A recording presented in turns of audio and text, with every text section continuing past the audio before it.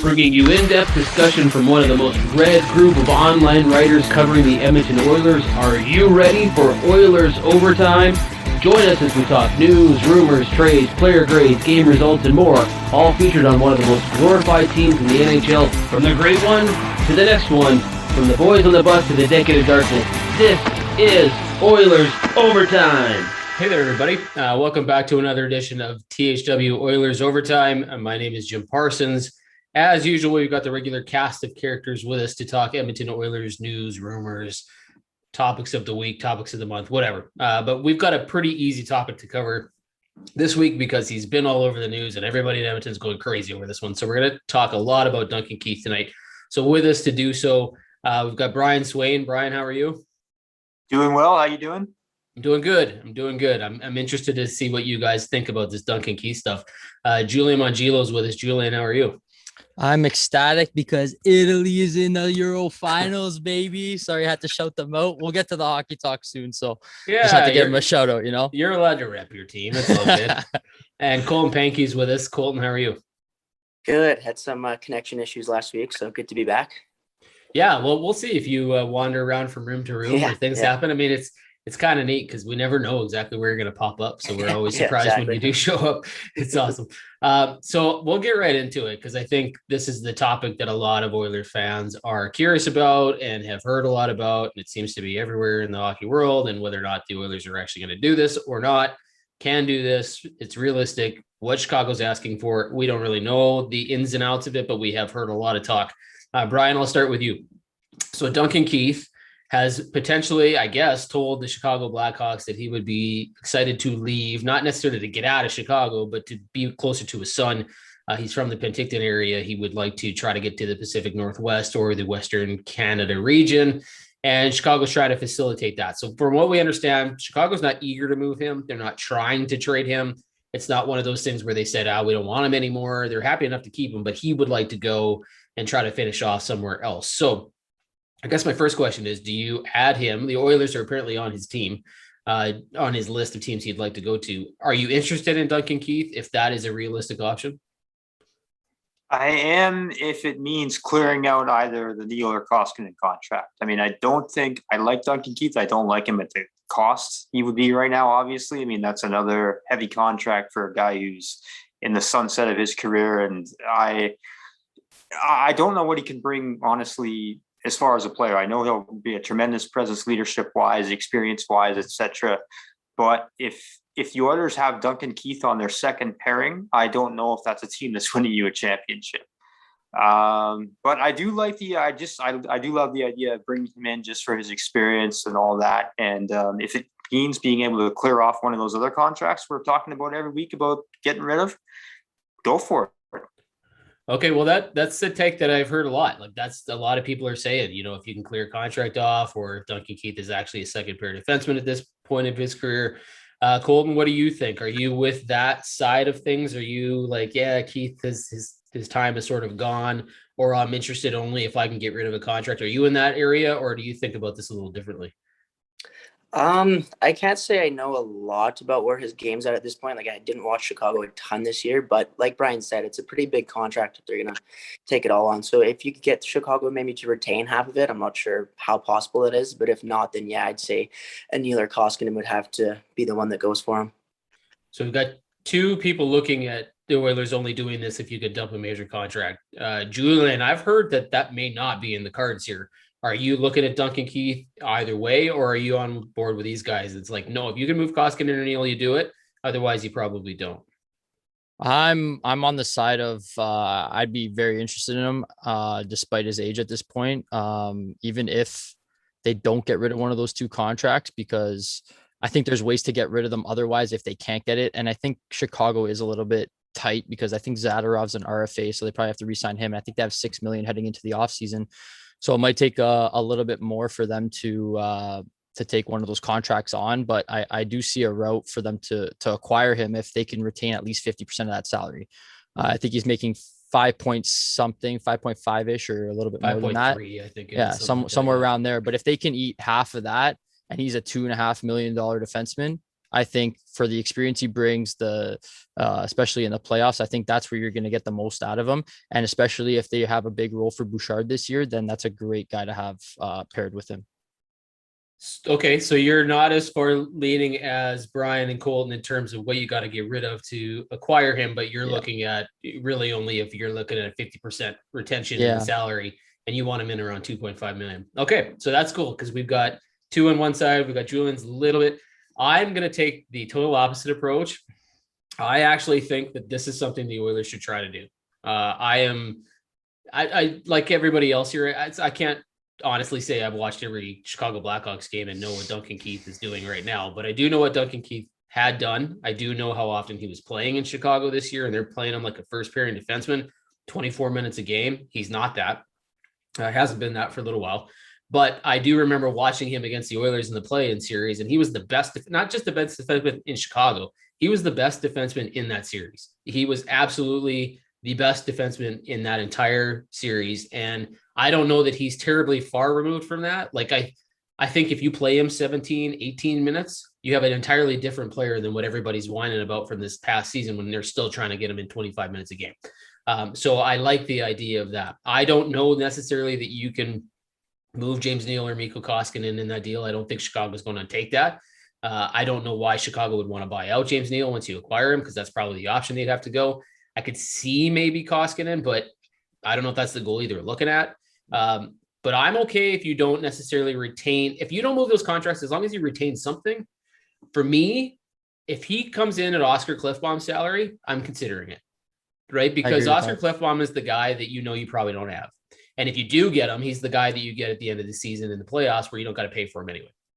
So if you're looking for a second pair defenseman, Duncan Keith at $4 million, I don't know that he's going to give you everything you want, but there's a lot of intangibles that go with it. And I think in a 17, 18 minute per game role, he could probably be pretty effective. So I'm kind of the opposite of you guys. I like this idea. I'm open to it. I think it's kind of interesting. Is it a perfect fit? He's 37. So I get that. But I do think he can offer you a lot. I will ask you this though, Brian, we'll come back to you. The talk here is that Caleb Jones would be going the other way because Chicago might be interested in Seth Jones. And to get Seth Jones, acquiring Caleb Jones would help you do that. Are you interested in moving Caleb Jones for Duncan Keith if you can get the salary retention? So if Chicago says, okay, fine, we'll eat $2 million, but we want Caleb Jones in that. Are you moving Caleb Jones at this point for a guy like Duncan Keith? Yeah, that's tempting if they do include salary retention. I don't want to lose Caleb Jones. I still think there's a lot of untapped potential there. Big fan of that kid. I don't know if he's going to realize his potential in Edmonton, but the other perspective to this too is that this is kind of the guy that we thought might be who Edmonton loses in the expansion draft. Now, if Caleb Jones is part of this deal, that kind of repaints the landscape as far as Edmonton heading into the expansion draft, who we could be looking at them losing potentially. So that's that to me, that's not just an idea of Caleb Jones for Duncan Keith. It's saying, okay, if Caleb Jones goes in that deal, what does this mean now for the Oilers potentially having to maybe say who to say goodbye to in the expansion draft? Yeah, that's a good question because there's two angles to look at this here. If you know that you want to move Caleb Jones as part of that deal, and that's what Chicago has asked for, if you think you're going to lose Caleb Jones in the expansion draft, you got to make the trade before the expansion draft, right? Yeah. Because if you don't think you're going to have him, you can't trade him after the expansion draft when you no longer have him. Yeah. At the same time, if you do that and you acquire Duncan Keith, then you have to decide if you're the Oilers, are you going to protect Duncan Keith in the expansion draft, or like a Clefbaum situation, do you want to gamble that Duncan Keith is not going to be selected by the Seattle Kraken? And I don't know, because that's the other team that might be in the mix here. So maybe they look at him because of the leadership quality. Colton, are you on board with Caleb Jones? Like you've talked about Neal and Koskinen. Let's pretend those two are off the table. Chicago says, no, absolutely, we're not going to do that. But we will retain a little salary. We want Caleb Jones. Are you making that deal if you're the Oilers? With salary retained, I think I would, just because, like Brian said, I think he does have potential to be a good player, but I don't think that's in Edmonton. I think coaching staff showed that last year. They really didn't seem very keen on giving him much of an opportunity, and he's 24 years old, I believe. So I just don't think it's going to work out for him there. So with salary retained, I think I'd make that deal. Now, if it had to be done before the expansion draft, like we talked about and painted that scenario, what would you do? Are you the Oilers and you're like, look, no, we got to wait till the expansion draft is over. If Keith happens to still be around at that time, then we'll revisit this. And if we have Caleb Jones to trade you, we will. Otherwise, we won't. Or are you the Oilers and you go and look, our only real leverage here to get this salary retention is to move Caleb Jones. We need to do it, and then we'll protect him if we have to. Well, that's where things get tricky because I don't think they want to just lose Caleb Jones in the expansion draft for nothing anyway. So maybe you give Seattle some sort of compensation just not to take Keith. I know that's not ideal, but I think it might be something that they even look to do with Jones potentially. So that's a tricky one. I think if you could somehow get Seattle not to take him, obviously you don't want to give up a ton, but maybe there's some sort of side deal they can make like we've seen a lot of teams do with Vegas a few years ago, then I think maybe that's an avenue they look at. Julian, how far beyond what's a reasonable trade do the Oilers not want to go here? So if it's Caleb Jones, we've heard rumors, Caleb Jones prospect together. And I don't know that that's true. I think that's a mixed up, jumbled of reports from different people. I can't imagine that the Oilers would have to move both Jones and a prospect to get Duncan Keith with no salary retained. I think there's a combination here where there's either salary retention or it's one prospect and no salary or something. Because I do think there are other teams maybe interested in Keith here. But at what point do you go that, no, it's too much? Like we're going to walk away from this because Caleb Jones, we either like him a lot or now you're getting crazy if you want Jones and something else. Yeah, I'm on board with the other guys saying that we've always been the vouching for Jones as having potential, and it's just probably not in this scenery. But I think that in terms of the what you were saying, that it's too much becomes where, to me, the price point is, if they're going to retain salary, Caleb Jones is the centerpiece. And then if you have to kick in some sort of conditional pick with that salary retention to say maybe some playoff stimulation where a third becomes a second, or the Oilers don't really have any play with their picks this year because they were really slim. I think they only have 3 or 4 out of the 7 rounds this year. Next year, in 2022, they only have the fourth. They have all of them except the 4th rounder. So I'd be looking to move one of those picks with Caleb Jones if there's a retention in salary for Keith. And I think that's kind of what you're looking at. Or the alternative would be to add a prospect of some sort instead of the pick. I think it would be one or the other there. I like the deal either way, something like that, as long as they can get some retention on that. It's only a 2 year more years of Keith at that number they're going to get him at regardless.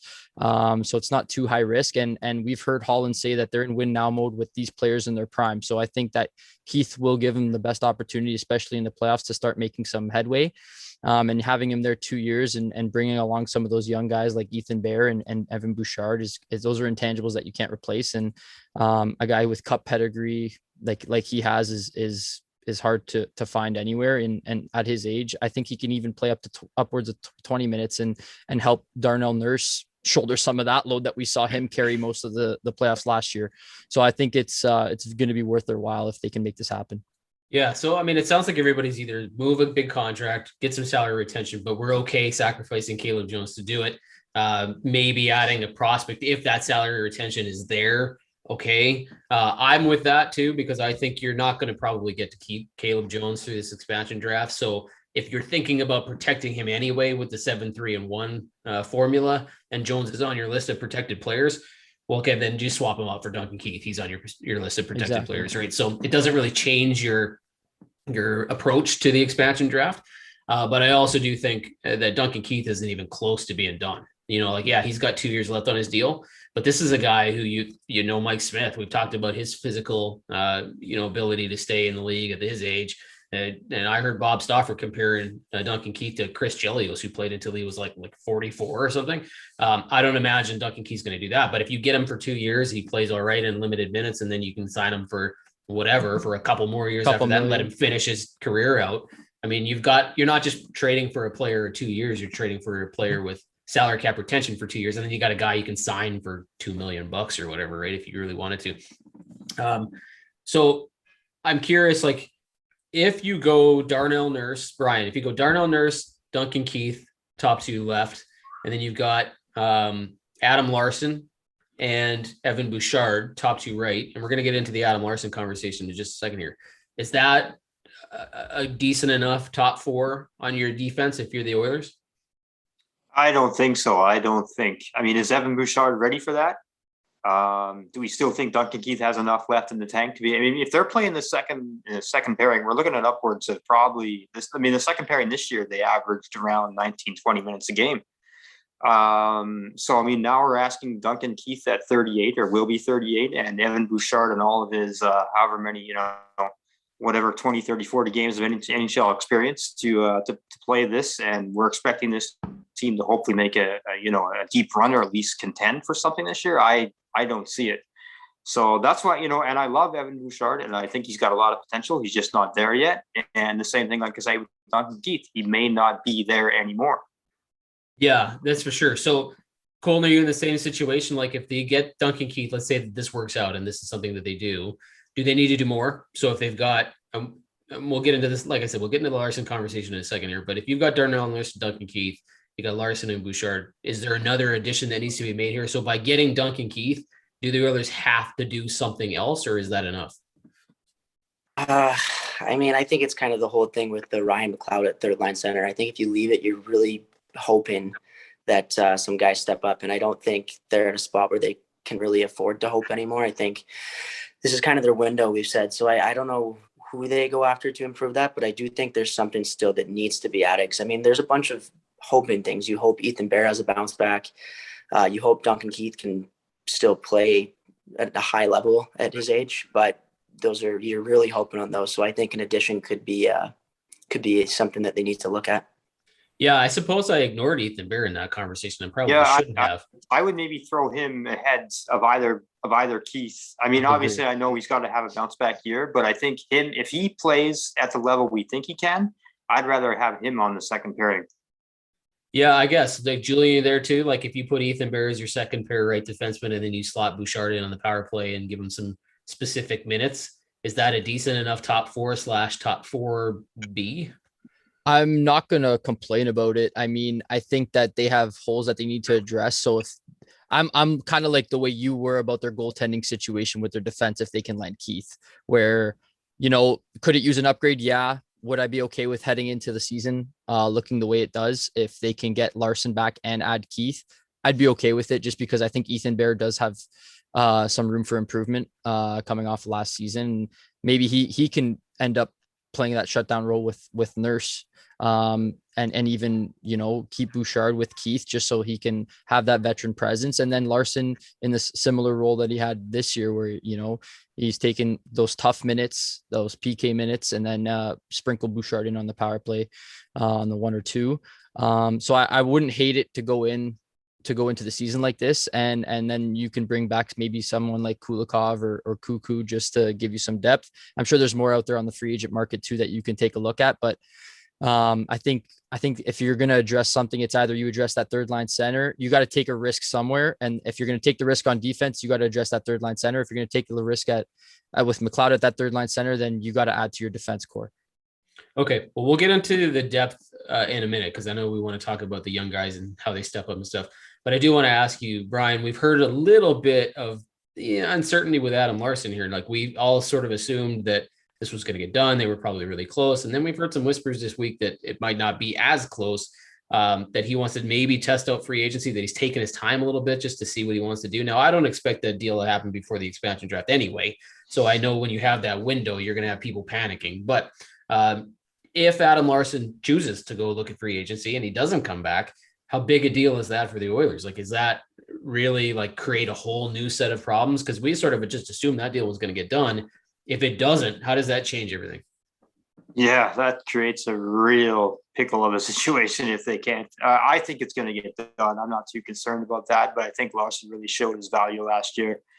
The top shutdown defenseman, in my opinion, on the team, just really steady in that second pairing role. And you're right. I mean, all these situations we've mapped out, whether it's the expansion draft, free agency, it's all kind of been like with the assumption that Larsson is there. I mean, it's basically he's been a free agent, but we've been thinking of him as if he's basically locked up for the next 5 or 6 years because we just slotted him right in there. And if that card falls, then I don't know. I mean, then you've got a real situation on the back end. I'm confident that he's going to resign. I think this is just like you said. There's a long runway between when the season ended and the words got out that he was ever close to making a deal. That's a long time for people to start panicking when the deal doesn't get made. We're still like 3 weeks off now from the expansion draft. So I expect to hear a lot more of, the sky is falling, but I think it'll stick around. The one thing though, when I did hear that is I just kind of wondered, is the uncertainty in other things, like for example, the Duncan Keith situation, rumors suddenly starting up. I don't know if that's playing into his mindset at all. That's just one thing that occurred to me, but I still hope and think it'll get done. I would assume that the Duncan Keith stuff doesn't probably weigh in. In fact, I would think, and it depends, I guess, on what people think in Edmonton of a guy like Duncan Keith, but I would imagine all these people, the fans are losing their mind over this and talking about underlying statistics and his WAR stats and all that stuff. I think the Oilers players are probably like, yeah, bring him in. Like, how can you not like a guy like Duncan Keith on your team, right? Like, he's got the proven track record of winning in the playoffs. He is a Hall of Fame defenseman. And if he plays in a limited, why would you not want him? So I'm thinking Adam Larsson probably, and they're not on the same side, right? Duncan Keith's left, Adam Larsson's right. So it doesn't necessarily affect his ability to play. And he would probably be his pairing partner if they put them together. So I would guess that Adam Larsson's probably excited about the idea of Duncan Keith, and that would only help him. Colton, are you kind of thinking that whatever this whisper is of Adam Larsson, probably much ado about nothing?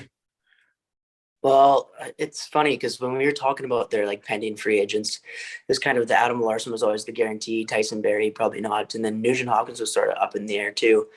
And it's kind of changed now in that respect because obviously Nugent Hopkins got his deal done. So I still think he'll be back. I guess we kind of just, like you guys said, just kind of had him penciled in there. I'm just hoping that, like you said, the expansion draft, they're just kind of waiting. But it is a bit worrisome because if he doesn't come back, then I don't really know what else is out there. Obviously, you got the really big fish like Dougie Hamilton, but I don't see that working. So they'll definitely have to do their best to bring him back, because if not, that's a really big loss. Yeah, there is potential, I suppose, of a Tyson Barrie because we've, like you said, the things have shifted a little, right? Like we heard, Barry's going to go test free agency, and he's probably not coming back because he's going to hit a home run because he led the league in defenseman scoring. Blah, blah, blah, blah, blah. And now we're hearing that, maybe he's going to circle back to Edmonton. Maybe he's interested in kind of coming here again, and maybe 3 years at 4.5. And we talked a little bit about it last week. So I suppose if Larsson goes, you can always just sign Barrie, but that's not a replacement by any means. That's not the same type of defenseman in any way whatsoever. Those are two very different defensemen. Julian, what are you thinking with this Larsson stuff? Is this kind of like, he's signing? It's just maybe now if he tests out and listens to Seattle, or he gets an idea of what he's worth, he's going to come back to the Oilers, because we've heard anywhere between 3.5 and 4 million for 3 or 4 years. If he knows he's valuable, maybe it's more than that. Do you think there's a concern here? I know I'm not too worried about it myself. I think like we said, that Nugent Hopkins one I was more worried about than anything, and that got done. So I think Larsson seeing maybe Nugent take less too. I'm assuming that he might say, okay, we're in this together, let's do this. So I'm not too worried about it. If it does fall through, I think they do have pretty decent options to replace him.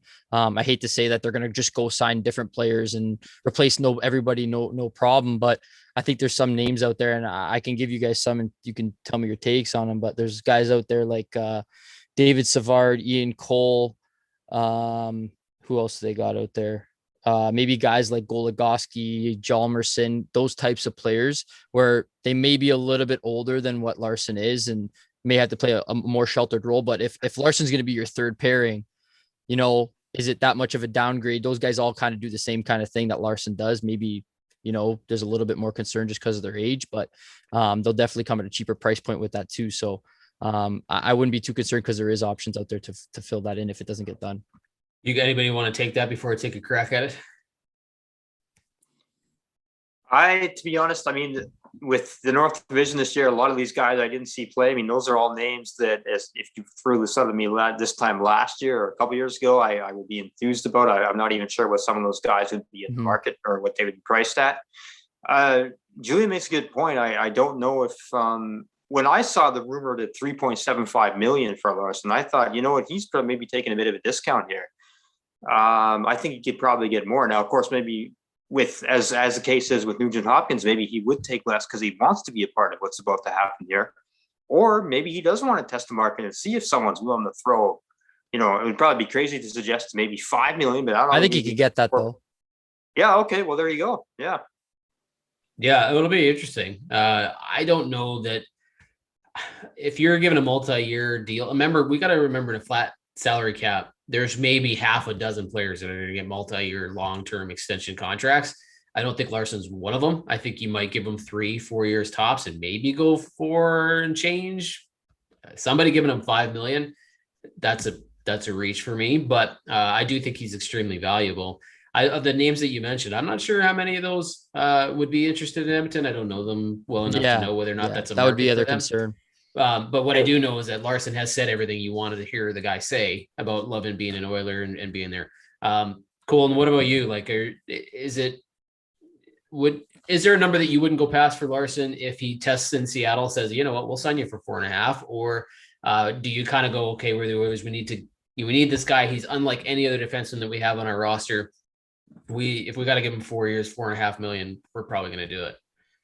Well, it is interesting. Like, Julian, out of the names he said, the one that kind of caught my attention was David Savard, because I know Tampa's a serious contender, but I think they just gave up a first and a third for him at the deadline, and he kind of plays that similar shutdown role. So I'd be curious to see if he's on the market, because I think he's around that same age. I think he's 28, 29. So we'll be kind of curious to see what a guy like him would command. As far as Larsson, I think if you could get him at 3.5, that would be incredible. 4.5's, I mean, you gotta bring either him or, like I said, maybe Savard in. Like, you'd have to replace that. So if he asks 4.5, I think you'd probably have to give it to him. But ideally, 3.5 or 4 would be awesome. Yeah, it'll be interesting, and it leads me to my next question, because I think the transition makes sense. If you're looking at a guy like Keith and he's at 5.3, let's say anywhere between 3.75 and 5, if you get any sort of salary retention, that's what you're looking at. If you're looking at Larsson at 4, maybe a little more, if he tests things out and realizes he's got some value out there, now you're starting to bring in some players that have a little bit of a salary cap situation, probably more than you were expecting you would have to spend. You're going to have to fill the rest of your roster out with players that are not expensive. So we heard that Ken Holland he did his pro scout meetings. Out of those pro scout meetings last week, what we've kind of caught wind of is that they really like their depth, the young guys coming up. Like, they like the Dylan Holloways and they think there's real potential there. They like Evan Bouchard a lot. They like Ryan McLeod a lot.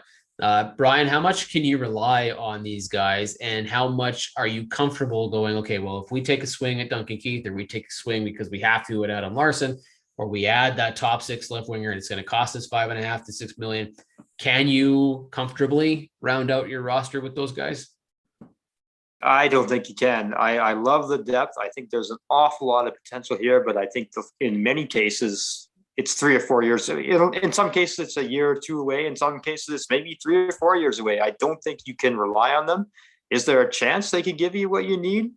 Sure, a few of them might, 1 or 2 might, but to rely on, there's a lot of things that need to be addressed with this roster yet. And if the majority of the way you're going to address that is by going to these young guys, I think that's a recipe for disaster. And that's nothing against them. I like what they bring. I know they'll bring great things to this team in the future, but this is not what you want to have as you move into, like Colton was saying, this is the championship window now. Hopefully within the next year, that's when it opened the widest. That's when this team is going to contend. I don't think that's the pieces that you want to have in place to make a run at the Stanley Cup. I think Evan Bouchard might be the one exception to that. I think there's some real potential for him. We don't know yet because we haven't seen him play consistently in how many games, but I get the sense that he could probably do it. But Colton, what about you? Like, are you thinking, Ryan McLeod, Dylan Holloway for sure has never played an NHL game. Certainly not ready. Would it take us backwards, where we used to say, okay, well, we're rushing people into these positions, let's not do that?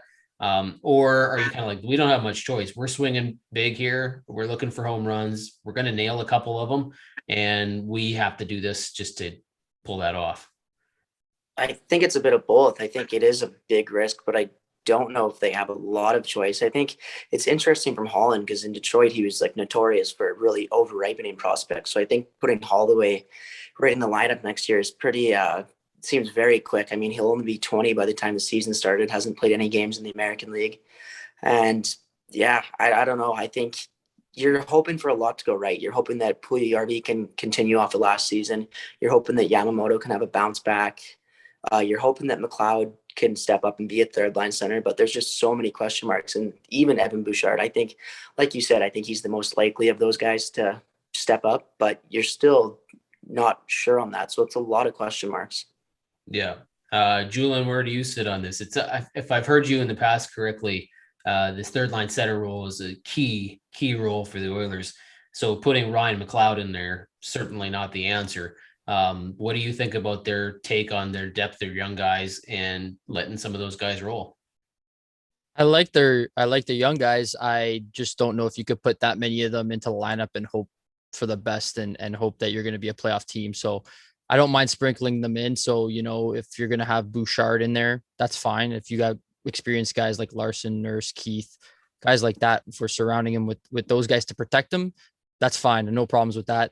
Would I be happy if I had Holloway and McLeod as my two forwards on my third line? Probably not. I'd need a little bit more, something sure, something certain. So I wouldn't want them to rush. Like, I don't mind them if they're going to use Holloway. But McLeod's probably more ready. So I would like to see Holloway in the AHL for a bit, maybe. And then hopefully you can land a guy. Derek Brassard was making $1 million last season. Could be a key guy to use in a third line role. Guys like Bonino, guys like Bozak, if they're willing to take less because they're coming off pretty big deals and they ain't worth what they were getting paid before. So if they're looking to move on, those are guys that I wouldn't mind if, that guys to shelter and protect those young players. If they're going to sprinkle them in the lineup, I think they need to be there. I would like to see them have two out of the three spots that they need to address with their youth. So if they're going to address their goaltending, they should probably, leave their defense as it is if it was involving Keith, and then address that third line so they don't have too many young guys. So two out of the three question marks need to be addressed for me, and then you roll with either your goaltending situation or your defense situation or your third line situation. You got to pick which one is going to basically hurt you the least. Yeah, that's the trick, right? To not make the biggest mistakes. I heard you mention, like guys like Derek Brassard and stuff like that, and then I saw Brian shaking his head here. So it leads me to my next question is, if you are in this Holland situation, what's your preference? To do what he tried to do last year, which was add 3 or 4 pieces at $1 million or whatever less, or say, you know what, that didn't necessarily work great for us because we brought in some guys and it didn't pan out. We brought in Turris, didn't really pan out. We brought in Dominic Cahoon, didn't really pan out. We're better to roll with these young guys, get them the experience. Where do you lean on that, Brian? Are you like, no, give the veterans the stuff. If it doesn't pan out, it doesn't pan out. Or why try something that may not work? Let's get these young guys some experience. Like, do you weigh one side versus the other? This is kind of pick your poison. I'd prefer they find a way that they don't really have to overly rely on filling out the roster with a few guys like that or going to the young guys. I thought there were a couple, like Devon Shore for the ever controversial Devon Shore. I thought that was a decent signing. I didn't mind what Holland did with very little to spend. So boy, it's a tough one. I don't know. You got to look at these guys on a case by case basis. You both have mentioned Evan Bouchard. He's probably the closest. It's really, though, for me, it's like I'm really looking at this as you have 3 or 4 years to really maximize what you have with McDavid and Draisaitl, Nurse, all these dudes in their prime at the same time. And if that means maybe taking a bit of a hit this year to develop these guys and let the young guys and let them get their experience, and then say you're ready to go full tilt in 2022, 23, 24, 25, I'd be okay with that. But I do trust Holland too to maybe find a hidden gem or two on, as a free agent, especially once the smoke clears and the dust settles from the big signings off the bat. You see some guys left around at the end of the summer. I think he can make a couple good acquisitions that way. Yeah, he's got a history of finding some guys. Colton, are you thinking that what's the lesser of two evils for a guy like Holland? What my impression of Holland is, he doesn't care what people think, right? Like, this is not a guy who's going to make a decision based on fan reaction. That said, what's the lesser two evils for this guy? To let the young guys run and take the heat from rushing people in, or signing a bunch of Devon Shores? Devon Shore could be great, no whatever against him, but signing, because you can't do all of it. Like Brent's like, you can't go and land a big fish on your top line left wing. You can't bring in a Duncan Keith at 4 change and 5. Like, you can't do all of that without getting some cheap contracts along the way. So which one does he take the least amount of heat for? Oh, geez. I'd say we saw the reactions to the Devon Shore signing, right? People lost their freaking minds. Exactly. So I would say for that reason, I would say the less heat would be to, I don't want to use the word rush, but to put the young guys in and see what they have. I think because like you said, the Devon Shore signing, it was like the sky was falling. So I don't think maybe filling out like he did last season is maybe the best move. Maybe see if you can get one other guy, whether it's in that top 6 or top 9, and then kind of just let the young guys go. I don't think filling out those cheap contracts didn't really work out great last year. Like you said, the tourist signing, Cahoon, all them. So I think maybe try and find one guy and then just let the young guys go. But it's like we said, it's a huge risk. Yeah, Julian, I mean, are we in a situation now where this is the summer that you can't kind of do that? Like, we've heard win now. Can he have another summer where he fills in a couple of these little tiny contracts? Or does he have to kind of, I don't want to say swing big on everything, but, go for the best option available and all those things. And then, whatever, like he's going to get reamed through the coals if he does another summer like last, won't he? Yeah, that's my concern is rolling with the young guys. Is there's no certainty there. You are just rolling the dice and hoping for the best at that point. And if it doesn't work out, then you're under fire anyway. So you're back to square one. So for me, I'd like to see the certainty, and I wouldn't mind, if as long as they can split up those young guys, I think they can be usable, whether it's a 4th line, whether it's a 3rd line. If you can mix them in and get some of those veteran guys to shelter them a bit, I don't mind that. They can all have a role. Maybe Holloway lights it up and he's playing with Draisaitl. Who knows, right? I mean, they got to be given the opportunity, no doubt. But I would just be scared to go into a season like that, having not addressed it. Maybe Turris is better this year. Maybe that's your answer, and you put McLeod on the wing. Who knows? There's options there, but I would like to see some small piece brought in that what you're going to get from. Like those Bonino guys who have been there, because if what we're hearing is it's win now, these guys are in their prime. He said it after the Nugent Hopkins signing that it was so important for him to get the term, to get that dollar value down so he could make these additions to this lineup to start making progress. And it starts with winning a playoff round, and then you have Holloway on that rookie deal, and then you move forward with that, right? So I think that he has to make moves that are going to help him in the playoffs now. And that's only going to come with guys who have been in the NHL and you're certain of what you're going to get from them. All right. One more question. We're going to circle back to the beginning, just to close off the show. Brian, how much do you trust, and try to keep your answer 30 seconds or less, how much do you trust Ken Holland to make the right decision here on Duncan Keith? I'll give him a 7 out of 10 in trust. So what does that mean to you? Like, he doesn't spend too much, he doesn't give away too much. Like, what's the thing that sets it over? I trust that he does the right thing. I don't know exactly what that means. Hopefully he does, and I trust him if I can figure that out. He gets paid the big bucks.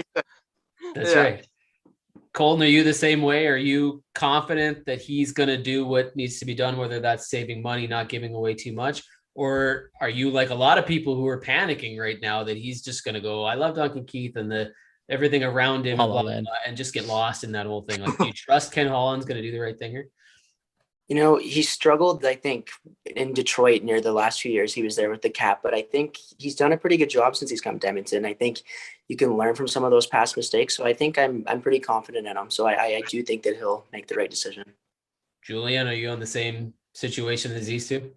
Yeah, I'm pretty high on I'll give him a 9.5 out of 10, because I think he knows what he needs. I think he knows what he needs to address. Listening to some of his press conferences, I just like the way he answers questions, carries himself, knows what the team needs, and he'll be honest about it.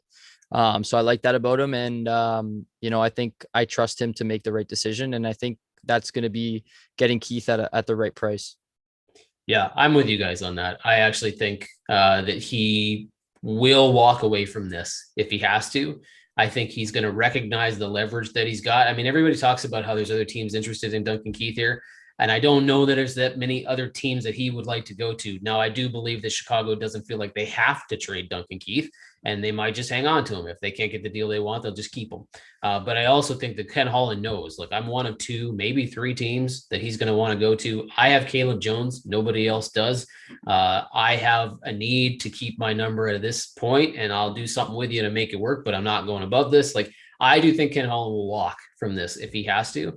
So I'm confident he's not going to get suckered in here and give up a prospect and not have any salary retained on this deal. I think he knows what he needs to work around it. And I think he's smart enough to realize that Duncan Keith at $5.3 million is just not a good investment.